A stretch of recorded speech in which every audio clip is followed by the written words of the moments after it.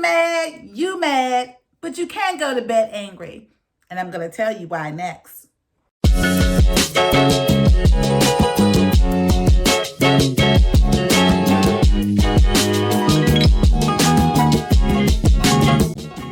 Hey everybody, this is Leslie Casey Blake, and thank you for coming to another edition of 50 and Unfiltered Lyttle Bytes, where we talk about problems and solutions, self-help to help you on this journey we call life. This is another fantastic week as we close in on 2021. How you feeling? I'm feeling fabulous.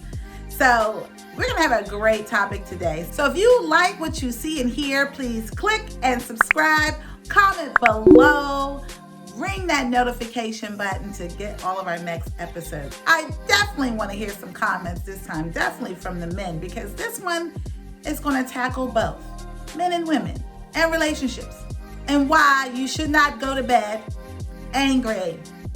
Let's do it. Okay, so I've had this situation before when I talk to my husband. We don't really argue as much.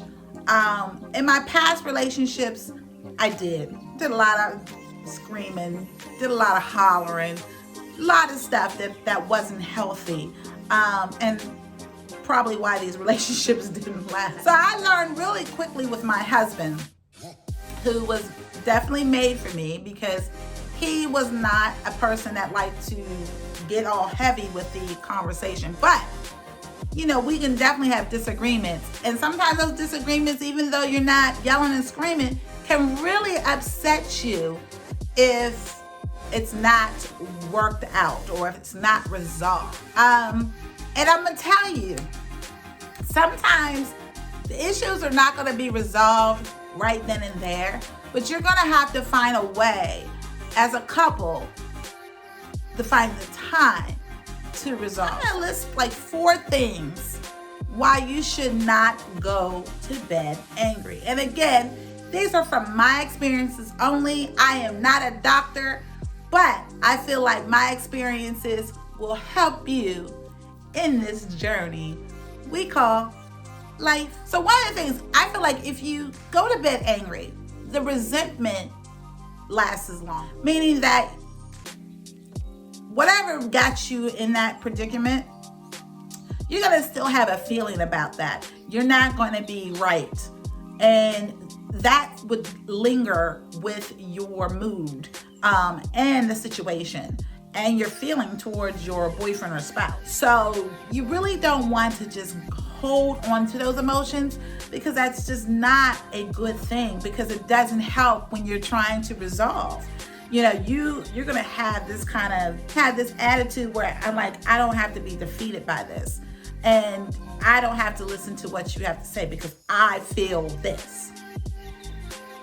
Girl, you can feel anything you want, but we need to settle this, okay? And holding a resentment is only going to make it worse. So that would be one. Another reason why you should not go to bed angry is, and this one would seem obvious, but I guess I'm gonna have to explain it. But it affects your sleep. If you're upset about something, I know even when it's not pertaining to a situation with my husband, just like maybe a person I know or the job, and it's not resolved, I have this like feeling of anxiety, and it's very hard for me to sleep. And as we get older, the more sleep we need in order for us to function throughout the day. To have a good night's rest, especially if you make arrangements beforehand to talk, because you want to be up and ready and be able to go through your thoughts and be able to come back to say, hey, this is how I felt. And having those conversations in a clear manner will be helpful. If you're groggy and irritable, those are not going to work. And that's for both sides. You both need your rest, and you both need to be able to feel comfortable coming to the table when the time comes.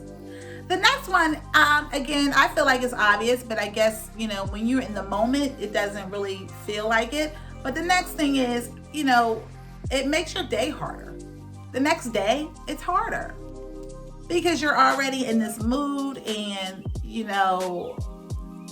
when you wake up, you want to be positive because there's so many things that happen during the day, some unexpected things that might happen, and you just want to be prepared. And when you're in this journey with someone, you want that support of that person when things go left. You want them there to make it go back right.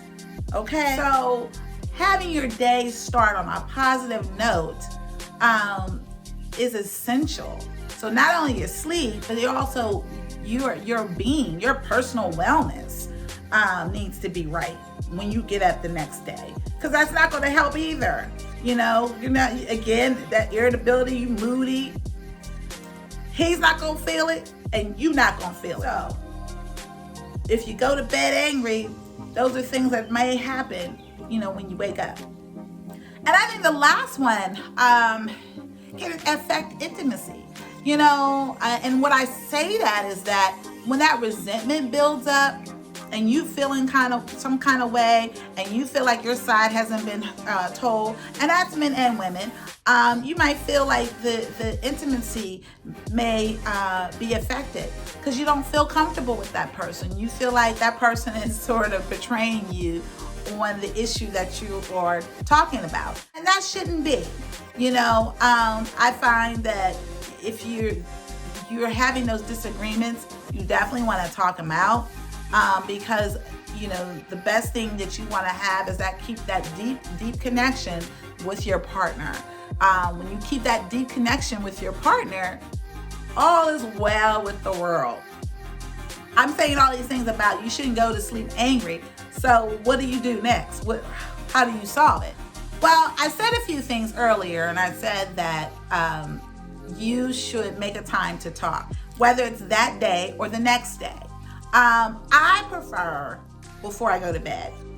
I rather just take the time out and really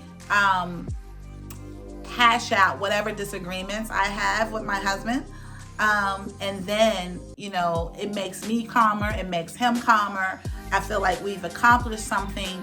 And even if we're not still lined up, but at least we have gone through the motions and we feel better talking about it. And then we would talk about it and finish the conversation the next day. Now, some people will be ready to just, and I get it. Some people are too angry and too absorbed by what's going on. So they might not want to talk, before going to bed. And I understand, but they're not going to be angry. They're going to look, I don't feel right, but I'm going to talk to you tomorrow. Let's talk tomorrow. Let's make a time to talk, whether it be first thing in the morning, in the afternoon, wherever. But I feel like the earlier, the better. So if you wait, do it first thing in the morning, because like I said, let's start your day. Let's move in.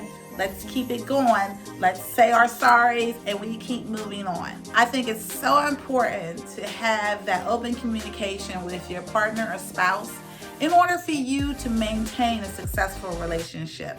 Especially during the holidays, even though we're during a pandemic, some of the traditions are still there in terms of, getting the house together and buying presents for people and, working still, and there's a lot going on, and sometimes we get caught up in our own little world and we might forget each other, and something might pop off and get somebody upset.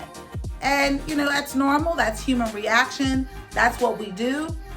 But I feel like at the end of the day, if that person is behind you and has always been behind you, it is your job, it is his job to make sure that you two come to some type of solution to whatever disagreements that you have. Because it's important as a couple that you maintain that power with you together. You're only as good as together. You're not good apart. So remember that. I know that going to bed angry is an easy solution because I'm just mad. I'm mad and I'm going to bed, right? But that's not always the case. You can't do that. And I know it's more women than men. But men, also remember, you've got to understand where your lady's coming from, okay? You got to understand that if she's upset and you know you don't feel the same way or you're not understanding why, just hear her out and listen and understand. Again, we kind of go around the mulberry bush to get to the answer. You're already set with the like, okay, I did this, but I don't understand. You don't understand. Maybe it's the way you said it. It's the way you did it. I mean, we have all types of stuff going on. But you just got to understand and listen. And then when you do that and when you're open to listening, you're going to find out what she really felt and what she really meant. Okay? So we just say it a little differently and you're just thinking it a little bit differently. But again, if you truly believe in that relationship, you're going to come together and it's going to be great. So my advice to you is stop getting on your high horses, come together, make those solutions work, and believe in you guys being the best couple that you can be, especially moving into 2021 when we hope we'll be getting out of this pandemic. If you like what you see and hear, please click and subscribe, comment below. Again, I would love to hear your comment. Also, don't forget to watch my other Lyttle Bytes that are on and our long extended version of 50 and Unfiltered.